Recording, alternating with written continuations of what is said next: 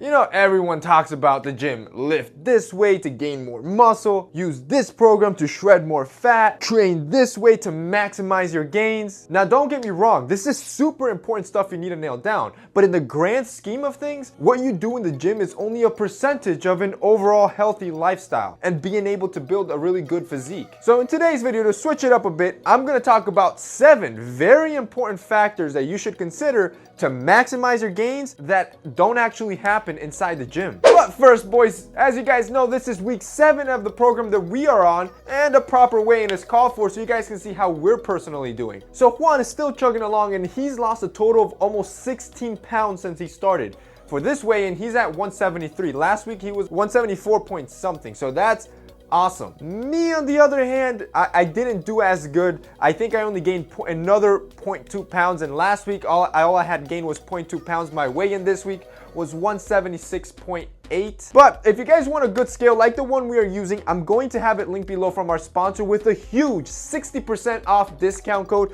You're not gonna find a cheaper scale than this. We're using this discount code just for you guys. I'm gonna have it linked below. Like I said, you probably won't find it a more affordable scale that gives you all that useful information like your body weight, your muscle percentage, a good estimate of your body fat, and so much more. So if you guys want something this powerful that's gonna help you keep track of your gains, check out this scale, guys. I highly recommend it. But my situation brings me to my first tip, which is nutrition. This last weigh-in highlights a huge point that I'm trying to make with this video. I'm still training as hard, if not harder, than what I was training 2-3 weeks ago when I was gaining a pound to a pound 0.5 a week. Yet I didn't actually increase any body weight. And it all boils down to nutrition. I'm just not eating enough calories at this point. My very fast metabolism and my new body weight is now requiring me to eat more calories to be able to keep building on muscle and put on weight. So for the last 4 weeks of the program, I'm actually gonna increase my calories. I was at around 3,700. I'm gonna be eating 4,100 calories, and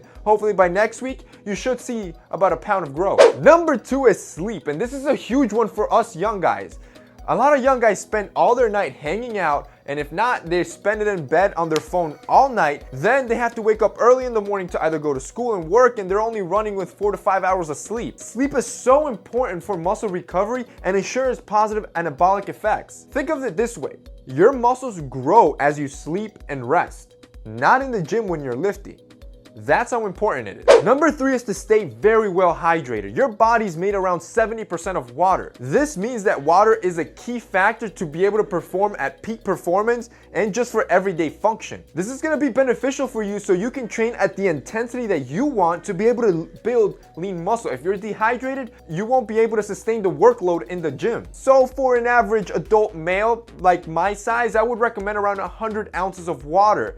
That's about 8 water bottles, give or take. Number 4 is to stop drinking so much alcohol. Now, personally, I don't drink any alcohol, and I'm not telling you to do that, but you should cut down on it a bit. Don't be getting plastered every other night, because it is gonna affect your gains. One way is that if you're actually trying to cut, you're basically just drinking away your calories, which is gonna make it 10 times more difficult to be able to constrict what you're consuming. On the other hand, it messes with your workout intensity. If you're always waking up with a hangover, you're not gonna have the motivation to be pumping the amount of weight that you should be doing. And I've also read that it can actually mess with protein synthesis, something like it cuts it back by 20%.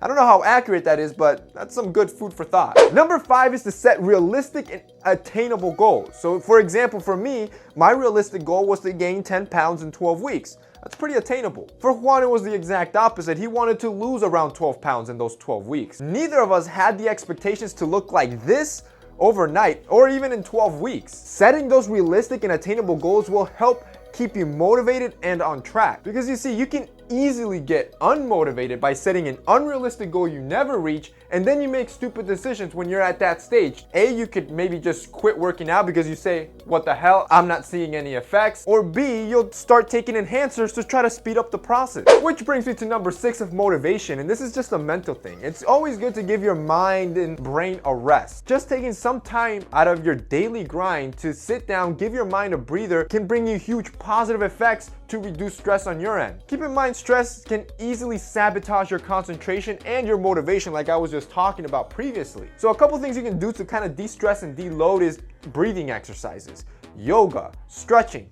Doesn't take much effort, you can do it in 10 minutes, and it's gonna kind of recharge you up. And finally, number 7, think of your health long term, not short term. This will keep you healthier longer because you have those long term goals. You want to look great when you're 40. You want to have nice skin. All those positive attributes that come with a healthy lifestyle. Instead of just being the guy that thinks, man, I want a six-pack by summer so I look shredded and turn on all the babes at the beach. You'll probably work hard to achieve that, and many just quit right after because they're no longer showing off. So setting those long-term goals usually helps keep you on track. All right, boys, that's it for today's video. Those are 7 things outside the gym that can help you maximize your gains. So that's it from me today. If you guys like this video, don't forget to drop us a like down below. Also, go ahead and check out the scale. I'm gonna have it linked below so you guys can check it out.